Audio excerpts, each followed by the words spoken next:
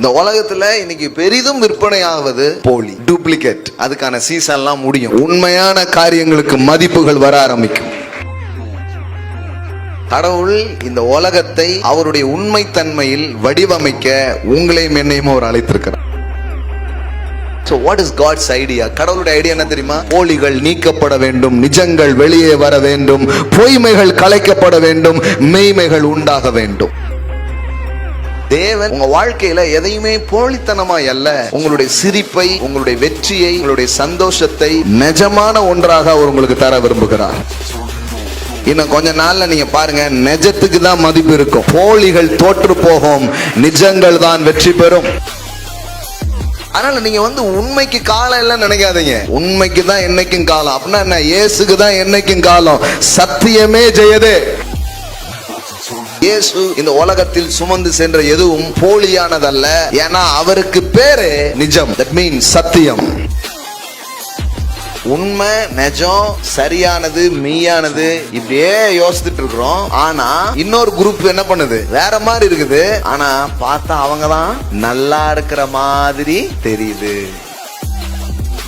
போலி பொருளை கூட இது நேர்மைன்னு சொன்னாதான் விற்க முடியும். அப்போ போலி நபர்கள் கூட நேர்மையை தான் நம்புறாங்க, அவங்கள அறியாமலே. நீதி, நேர்மை, இதை வச்சு 1 கிலோ அரிசி வாங்க முடியுமா அப்படிமா? நமக்கு உண்மை தோற்று போகும்னு நினைக்கிறோம். நான் சொல்றேன், இயேசு உண்மை. அவர் தோற்கல, அவர் ஜெயித்தார். இந்த உலகத்துல கடவுளுடைய அரசாட்சியை நாம் பார்ப்போம். இந்த உலகத்துல ராயல்டி, நேர்மையை நம்ம பார்ப்போம், இன்டிகிரிட்டியை நாம் பார்ப்போம். போலிகள் தங்கள் மதிப்பை இழக்கிற நாட்கள் வருகிறது, நிஜம் ஜெயிக்கிற நாட்கள் வருகிறது. நமக்கு இந்த நேர்மையான ஆள்லாம் அவர் தோற்று போறவருங்கிற மாதிரி ஒரு பிம்பத்தை யாரோ ஏற்படுத்தி வச்சிருக்காங்க. தப்பு. இயேசு மிகவும் உண்மை உள்ளவர். அவர் சாதித்தார், அவர் ஜெயித்தார், அவர் வெற்றி பெற்றார். அவருடைய புகழ் என்றும் ஓங்கிக் கொண்டே இருக்கிறது. நீங்க நினைக்கீங்கன்னா உண்மையான வழியில, சரியான வழியில பிசினஸ் பண்ண முடியாது, வாழ முடியாது, செய்ய முடியாது. இல்லங்க, இத மனுஷன் வேல்யூ பண்ணாம போலாம். ஆனா இதுக்கு வேல்யூ அவர் பண்றவராக இருக்கிறார்.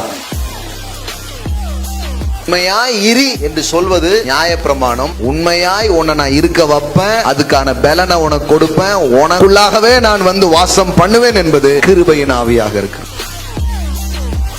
போலியான விஷயம்தான் இந்த உலகத்துல ஜெயிக்கணும். எங்கேயோ நம்ம மனசுக்குள்ள சில தத்துவங்களும் சில பேருடைய காரியங்களும் எழுதப்பட்டிருந்தா இன்னைக்கு அதை மாத்தி அமைங்க. உண்மையின் வழியிலே நீங்கள் ஜெயிப்பீர்கள். ஒருத்தன் போலித்தனமா பண்ணி எதையோ ஒன்ன கொண்டு வந்துட்டே இருக்கலாம். நீங்க உண்மையா பண்ணி ஒன்னும் நடக்காத மாதிரி இருக்கலாம். ஆனா நான் சொல்றேன், நாளானது அதை விளங்க பண்ணும். சந்தோஷமா இருக்கிற மாதிரி நான் காட்டிக்கலாம் விரும்பல. நான் நிஜமாவே சந்தோஷமா இருக்கும். வெற்றி பெற்ற மாதிரி நான் காட்டிக்க கூடாது, நிஜமா நான் வெற்றி பெறணும். நான் பெரிய ஆள் மாதிரி என்னை காட்டிக்க கூடாது. என்ன நிஜமாவே நீர் பெரிய ஆள் ஆக்குகிற தேவனாக நீர் இருக்கிறீர்.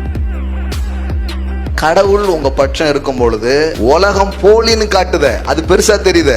அதை விட நிஜமான வெற்றி பிரம்மாண்டமாக இருக்க ஆரம்பிக்கும். சத்தியம் வெல்லும், உண்மை ஜெயிக்கும், நிஜங்கள் தான் என்னைக்கும் நிரந்தரமானவைகளாக இருக்க ஆரம்பிக்கும். போலித்தனமானதை தேடுறது தான் தப்பு, நிஜத்தை தேடுறது தான் உண்மையான ஆவிக்குரிய வாழ்க்கையாக இருக்கு. தேவனுடைய வழியில எப்படி செழிக்கிறது, தேவனுடைய வழியில எப்படி சந்தோஷமா இருக்க முடியும், அதை தேடு. எல்லாத்தையும் தேவன் நிஜமா மாத்த விரும்புகிறார். உங்க சந்தோஷத்தை, உங்க வெற்றியை, உங்க பெருக்கத்தை, உங்க வாழ்க்கையின் எல்லா காரியங்களிலேயும் நிஜங்களே அவர் தர விரும்புகிறார். ஏன்னா அவர் நிஜமானவராக இருக்கிறாரு. அவர் நிஜமான காரியத்தை உங்க வாழ்க்கையில சிருஷ்டிக்கிறவராக அவர் இருக்கிறார்.